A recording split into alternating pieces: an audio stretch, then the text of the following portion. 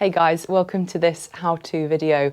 We're going to look at the pistol squat today. I'm not going to cover all the different progressions or regressions for a pistol squat in this video. I'm just going to show you how to perform the full pistol squat. So we want to have made sure that we've opened up the joints and the structures are really nicely warmed up.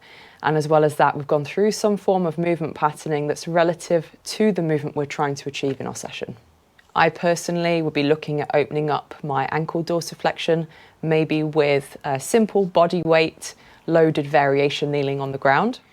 So you'd want to spend about 2 minutes per side doing this one. I'm just going to load some weight on top of the thigh and allow my knee to travel forwards over my toes. And from here, I can hang out or I can move around and sort of just check out any areas that might feel some tension in. But I want to try and keep this heel down. So a couple of minutes per side. Open up some space. And that's your loaded dorsiflexion. An ankle sequence, and this ankle sequence is one of my favorites. Really helps to work into the intrinsic muscles in your feet and start to open up the joints, just build some overall heat in the body. Our ankle sequence, I'm going to hook my toes, grip them down into the floor.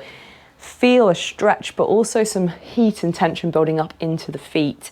From there, all I'm going to do is unhook, sit back, and I can choose to lift one knee at a time or both together. And then from this position, we'll hook the toes again, grip them down actively into the floor. It's now their job to help pull me back into a squat. Don't worry if your heels don't touch the floor, just go to where you can. So I'm going to grip down, lift up. My heels are quite high there and I can see how far can I allow the heels to ground. From there I go back up onto the tiptoes and now I'm going to send my knees to the floor. So you can use your hands for this.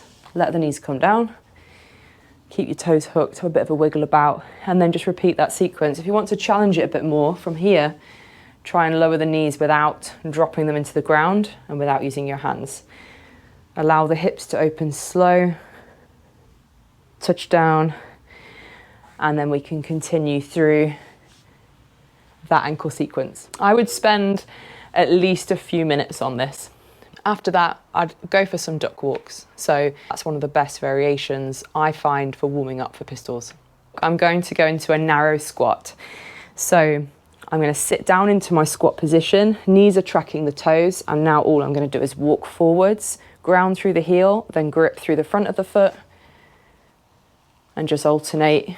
Move around the space that you've got. And that way, this variation is going to really sort of prep that position for your pistol where the knee's tracking the toes, as opposed to, say, when the knees or the feet are slightly spinning out and the knees are going out wide. So we want that very narrow squat position. So that's our duck walk variation, and I would spend 2 to 4 minutes working through different variations or even just holding that base position in your squat. We're now warm and ready to do our pistol squat. We've now found out from that narrow duck walk, can I actually sit into the base of a narrow squat with my heels down? And I'm also going to feel my toes gripping down. If my toes don't grip down, I'm more likely to rock my weight back and fall out. So once we've established if you can do this bottom position, having a go at extending one leg out, reaching forwards, take it back and then alternate. And just notice how both sides feel in that base position.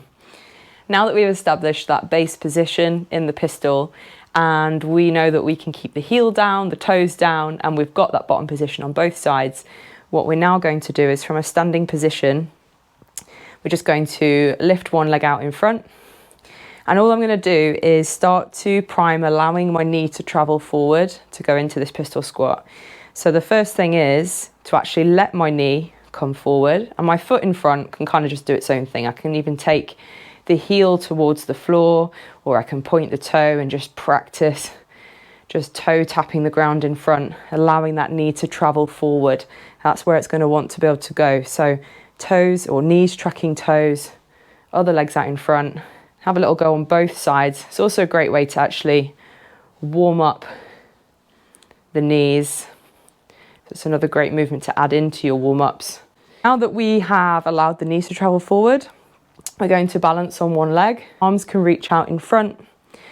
I can point my toes, which will also lengthen the hamstrings and give me a bit more space there, especially any of you that have got tight hamstrings. And now I'm going to let the knee travel forward, start to bend at the knee, sitting down, reaching ahead and finding that base position in my pistol. From there, I can tuck the other leg in and stand up.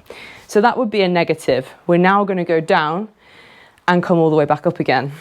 Eyes up, arms out in front, let the knee lead.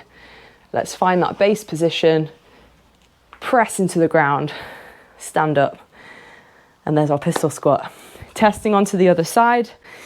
Again, toes pointing forwards, arms out in front.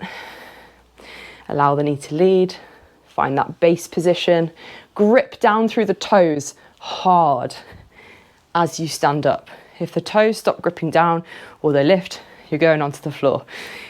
So that, guys, is our pistol squat.